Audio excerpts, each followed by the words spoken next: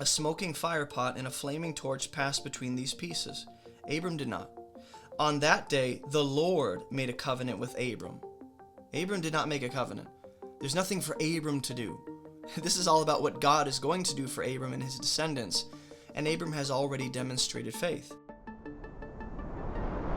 Now verse 9, it gets really interesting. Very interesting indeed. He says to Abram, bring me a heifer 3 years old, a female goat 3 years old, a ram 3 years old, a turtle dove, and a young pigeon. We should ask, why these animals? Why 3 years old? Abram brought him all these, cut them in half, and laid each half over against each other. But he didn't cut the birds in half. In other words, Abram knew what to do. So I have a question. How did Abram know what to do with the animals? God never said what to do. He said what to bring.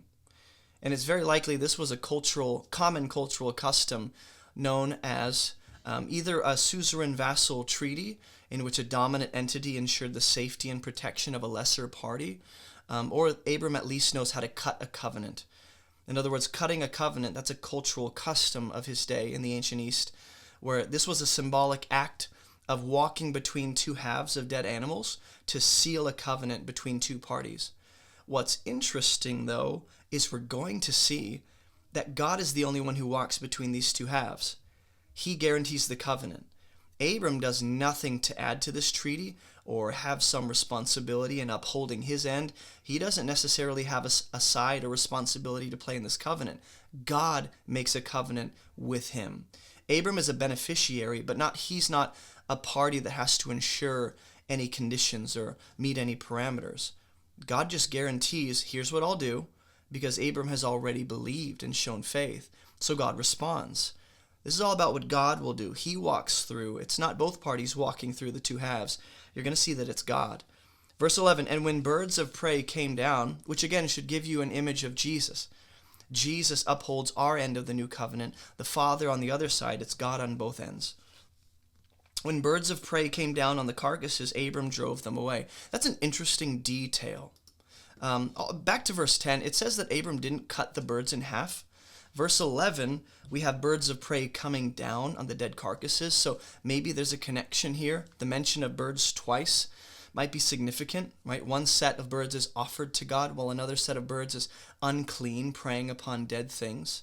Verse 11, it says, as the sun is going down, which means Abram waited long enough for God to do something, which means so much time has passed that the sun has already gone down and nothing has happened, which seems almost symbolically representative of Abram waiting for a son, waiting for the promises of God to be fulfilled. He's doing everything he's supposed to do. Nothing's happening yet. Nothing's moving forward in a visual kind of way. So just think about the birds. Why did Abram not cut them in half? And why do we have birds of prey coming down? As the sun was going down, a deep sleep fell on Abram, and behold, dreadful and great darkness fell upon him. So there's a dark setting to this event that seems to represent the kind of gloomy message Abram is about to receive. He's about to be told some unfortunate news about the future of his descendants.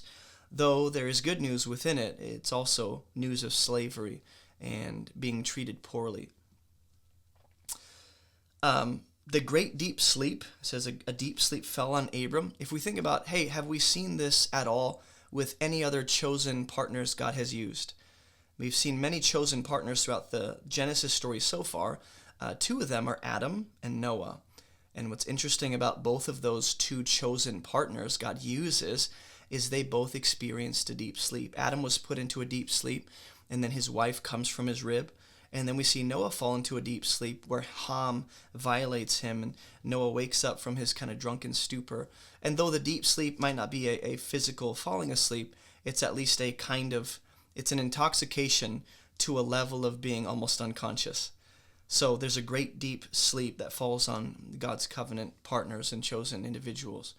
Verse 13, the Lord said to Abram, this is interesting news to bring Abram as he's discouraged and dealing with his frustration. Know for certain your offspring will be sojourners or strangers in a land that is not theirs. They'll be servants there, and they will be afflicted for 400 years. 400 years of affliction as foreigners. A question I have is, did God want this to happen? Because you're going to see it seems as though this is the condition that God intends to put Israel in for several centuries in order for the sins of the Amorites to be complete in the Promised Land. So in other words, I have a question: was 400 years of affliction a necessary prerequisite for what God was going to do? Or was 400 years longer than what God ideally wanted for Israel? God promises a 400-year period. He knows there's going to be a kind of silence where the people of Israel are wondering, in affliction for 4 centuries, where's the God of our fathers?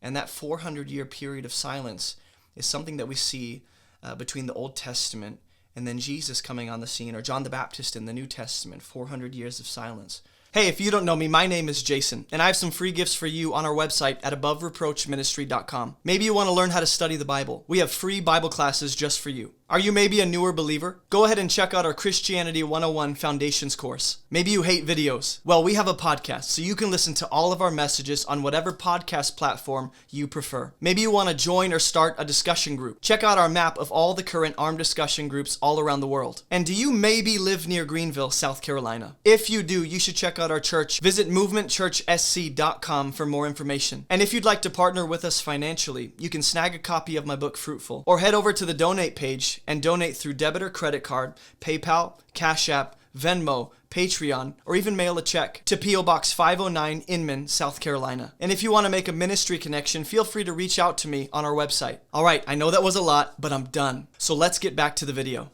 Verse 14, I will bring judgment on the nation that they serve. It seems as though God intends to answer their affliction with justice, right? That they serve.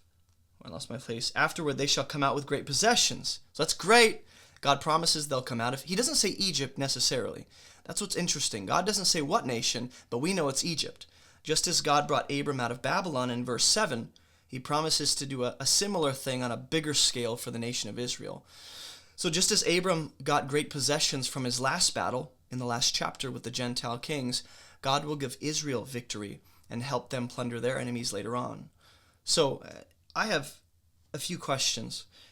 Why these details? Why does Abram need to know they're going to have great possessions? Why does Abram need to know God is going to judge the nation? Why does Abram need to know that his descendants will be in affliction for 400 years? Why does Abram need, what's the significance behind that? Is it maybe related to the question about how, back in verse 8, and God's kind of laying out the blueprint? Here's how it's going to happen. Here's how your descendants will acquire the promised land. It seems to be at least part of God's answer to Abram's question and inquiry. And he goes, as for you, you shall go to your fathers in peace. That's great. And you'll be buried in a good old age. And they shall come back here in the 4th generation, for the iniquity of the Amorites is not yet complete. So many interesting details that we think are unnecessary for Abram to know, but apparently God doesn't think that. God's timetable for Israel involves others being evicted out of the land for their own sin. God's plan for Israel involves waiting for certain things to fall into place with other nations. Verse 17, when the sun had gone down and it was dark, behold, this is where God passes through the dead animal halves to solidify this covenant. He's cutting a covenant. A smoking firepot and a flaming torch passed between these pieces. Abram did not. On that day, the Lord made a covenant with Abram. Abram did not make a covenant. There's nothing for Abram to do. This is all about what God is going to do for Abram and his descendants. And Abram has already demonstrated faith. To your offspring, I will give this land, from the river of Egypt to the great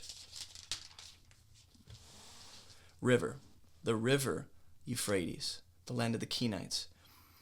In verse 17, the smoking firepot and the torch, it's as if someone is carrying that smoking firepot and flaming torch.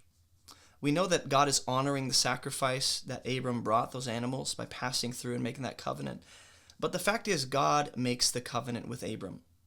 So now Abram knows for sure, with this cutting of the covenant, that God will give him the land. God will give him an heir. God will give descendants.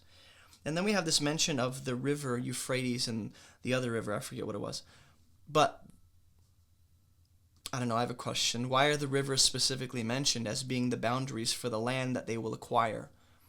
Might this, in other words, God could have explained the boundaries of Israel in a different way, but he uses the rivers as the boundary markers. And I wonder if this is to bring us back to Genesis 1 and 2, Genesis chapter 1 and 2, where we see the four rivers being key landmarks of that ancient world that are essentially flowing out of Eden to represent God's blessing upon the world through that one place being Eden. Water flows out. And I wonder if Abram is kind of like that with his descendants. He's going to be a blessing. They'll be a blessing to the nations. And that land will bless the entire world via the Messiah that comes. And then he lists all the different tribes who inhabit the land currently. The Kenites, Kenizzites, Cadmonites, all these different ites.